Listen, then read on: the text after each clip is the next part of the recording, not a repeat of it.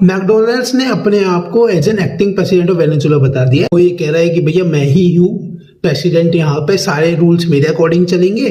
पहले आपका वेनेजुला पे सारे सैंक्शंस हैं, आप यहाँ से ऑयल नहीं खरीद सकते, आप ऑयल को एक्सपोर्ट नहीं कर सकते, कुछ नहीं कर सकते। 50 मिलियन बैरल हर साल लेने की बात कर रहे हैं।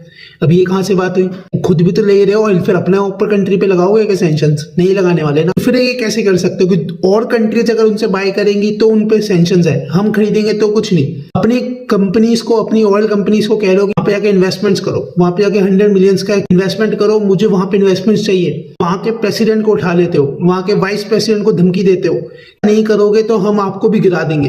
तो जो वाइस प्रेसिडेंट है वहां की, उन्होंने डायरेक्ट सीख पीस के कहने पर कि पीस है हमारी कंट्री के अंदर, तो पॉलिटिकल अरेस्टेड थे, इन्होंने जेल में डाल रखा था, सबको बाहर निकाल दिया। कोई भी सोशल मीडिया पे पोस्ट चल रहा था कि भैया एज एन विकीपीडिया वाला कि as an acting president of Venezuela, वो ही खुद अपने ही सोशल मीडिया प्लेटफॉर्म पे अपलोड करके बोल रहे हो कि ओ ये तो मेरा ही है।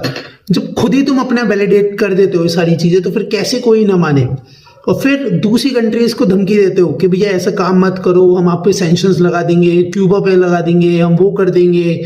चाइना बोल रहा है, क्यूबा बोल रहा है, रशिया बोल रहा है, साउथ अमेरिका पूरा बोल रहा है कि भैया आप ये सारी चीजें मत करो, ये सब चीजें एज एन इलीगल चीजें हैं। दूसरी कंट्री में जाके हमला कर दो और फिर वहां पर कहो कि भैया सब कुछ हमारे अकॉर्डिंग चलेगा। ये तो ऐसे हो गया कि भैया मैंने सामने वाले का घर पकड़ा, वहां पे उन दोनों के फैमिली मेंबर्स को उठा लिया, अपने घर पे अंदर रख लिया और बोला कि भैया जो जो आपके घर में अब बनेगा सामान, कुछ भी बनेगा सामान, चाहे खाना पीना, आप कहीं बाहर जाओगे या नहीं जाओगे, गाड़ी कौन सी खरीदोगे, कुछ भी करोगे, सब मेरे अकॉर्डिंग होगा। ये क्या बात हुई?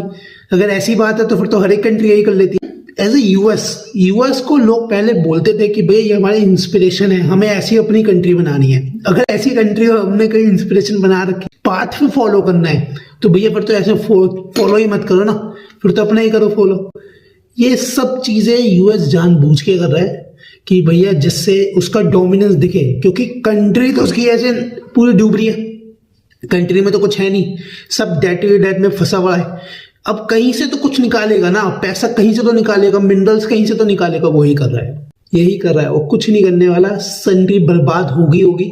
सबसे उसने लड़ाई कर ही ली है, यूरोप से लड़ाई कर ली, इंडिया से वो टैरिफ लगा चुका है, जब से आया है, जब से 1 साल के अंदर पूरा टैरिफ वॉर तो लगा ही दिया इनने। और फिर बोलता है कि भैया हम तो कुछ करने ही नहीं चाह रहे, हम तो कुछ करते ही नहीं है, सब कुछ तो तुम ही कर रहे हो। इंटरिम गवर्नमेंट, किसी की गवर्नमेंट चेंज कर देते हो, बांग्लादेश चेंज कर दिया, नेपाल में चेंज कर दिया, म्यांमार में चेंज कर दिया, सब कुछ तुम ही ने तो करा। और किसने करा? जब तक यूएस जैसी कंट्री वर्ल्ड में है, जब तक कोई पीस नहीं हो सकता।